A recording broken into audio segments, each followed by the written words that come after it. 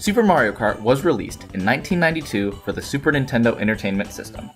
This game started off the dynasty of Mario Kart, and it sold 9 million copies worldwide, becoming the 4th best-selling Super Nintendo game of all time. This game in particular was praised for its use of Mode 7 graphics to give the true feeling of 3D racing. It is credited with starting the kart racing subgenre in gaming, and its legacy can definitely be seen to this day. Other companies tried their hand at this type of game as well, with Sega releasing Sonic Drift and Ubisoft releasing Street Racer in 1994. The influences of Super Mario Kart can be seen in numerous racing games, but I want to talk about a game that challenged the formula of a racing game even though it wasn't originally planned to be that way.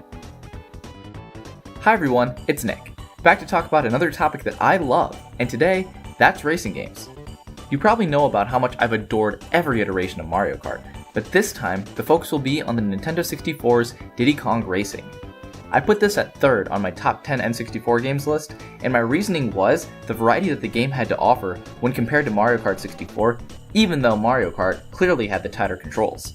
While I still play Mario Kart with friends today, I don't play Diddy Kong Racing with them. The usual responses I would hear from people is that Diddy Kong Racing feels clunkier and doesn't feel as good to play. In terms of a kart racer, Mario Kart's mechanics were setting the standard, while Diddy Kong Racing decided to take it a different route.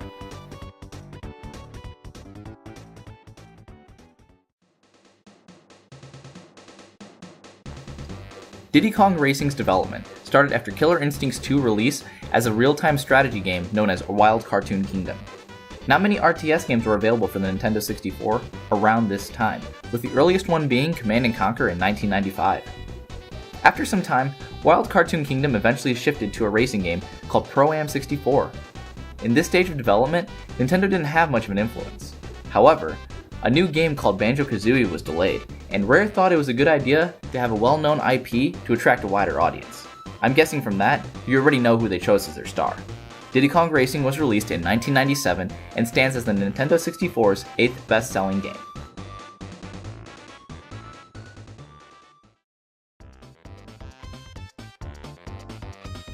Now that we know about Super Mario Kart and Diddy Kong Racing, why give Diddy Kong Racing the spotlight? Because I think it's important to mention what they did to reinvent the racing genre compared to the other games trying to capitalize on the kart racer formula like Sonic Drift. While I say variety, that's not very specific to what the game has to offer. While Mario Kart only had one way to travel across a racetrack, Diddy Kong Racing threw out the idea of a single vehicle and threw in planes and hovercrafts in addition to the kart.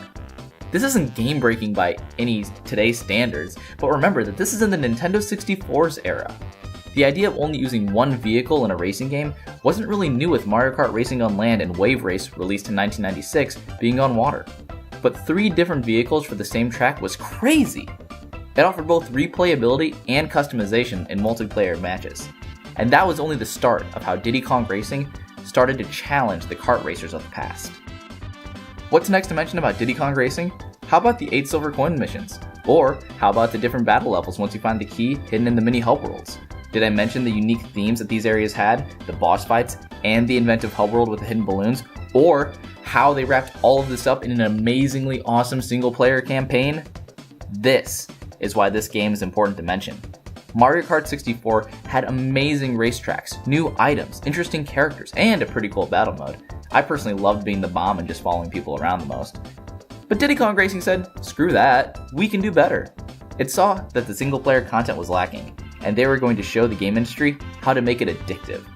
The genre of kart racing has only been around for a couple years before that, but the people at Rare knew what potential it had, and that other game developers weren't really doing anything to innovate the formula.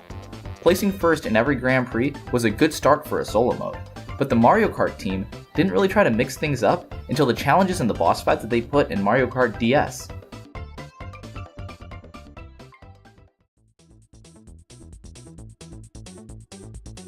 This is just another classic example of how awesome Rare was. The creativity they showed when looking at all of their games, Donkey Kong Country, Donkey Kong 64, Banjo-Kazooie, Conker's Bad Fur Day, Perfect Dark, Battletoad, GoldenEye 007, all were unique takes at pre-established games in the genre, if not creating a new genre to begin with. Super Mario 64 might have set the standard for what 3D platformers needed to have, but Conker's Bad Fur Day and Banjo-Kazooie both showed how you don't need to make a carbon copy of the game to make it outstanding. Both of them took the platformer genre and brought it down completely different routes to critical acclaim. If you've been on the Switch eShop, you might have stumbled across a game called Riptide Renegade Grand Prix. It had some good deals, and I picked it up in a heartbeat due to my nostalgia goggles seeing a new wave race-like game. I'm bringing this game up for a couple reasons. One of them is how they're still attempting to follow in the quote-unquote challenge footsteps of Diddy Kong Racing. Riptide Renegade has even less tracks than Diddy Kong Racing, but it tries to compensate them by the other modes that it has. Most of the modes are fun, like the stunt mode, but it's very obvious that they needed more tracks in this game. Ultimately, Riptide Renegade isn't as fun as I thought it would be. The police are just annoyances when they disrupt the races, and the lack of tracks made sure playing sessions are short-lived. The RPG elements were a nice attempt, but it doesn't cover up that the over-repetitive feel sets in pretty quickly for this game.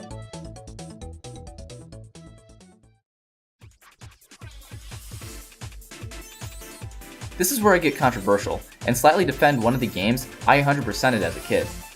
A couple years ago, I attempted a review of Sonic Riders, and it was actually one of the games we finished the story mode for the channel. The first one, in fact. Great choice there, me. I learned the mechanics of the game through the story mode, while hurting the palm of my hand in the process, and seemingly didn't get bored of the game even with the limited amount of tracks that it had. That was because of the mission mode. You had to get S ranks on every mission to unlock all of the extra modes that it had, and it was fun to see the game played on that near optimal level. This mode was one of the reasons why the game never felt stale to me.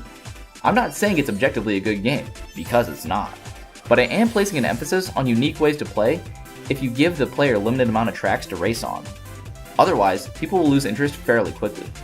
Even though you go through the tracks with a couple of times in Diddy Kong Racing, there's more than enough diversity in the game to keep it exciting.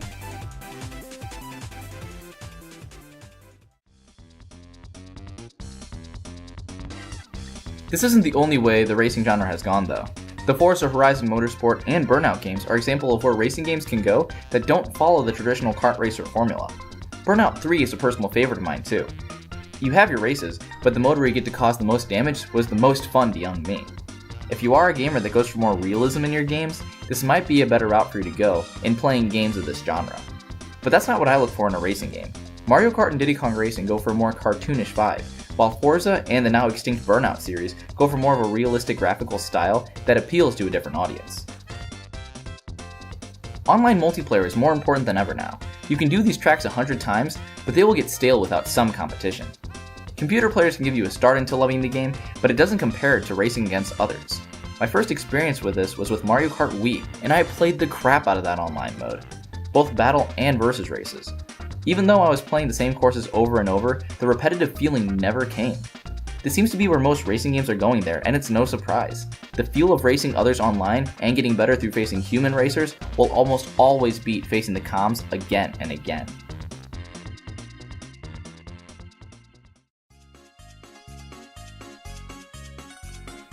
Sadly, this is where the genre comes to kind of a halt. Speedruns can make the game feel different and offer some more diversity, but it only pushes the bounds of the game itself and not the genre. Game developers try to work within the restraints of the game that they have. Therefore, the challenge and mission modes are important to have, especially with the lack of tracks to race on. I hope there will be another twist in the racing genre, but for now, I'll be happy with the effect that Diddy Kong Racing had on the games we play today. Like always, use that comment section to tell me what you think. Tell me what your favorite racing game is and why you love it so much too. This is Nick, signing off.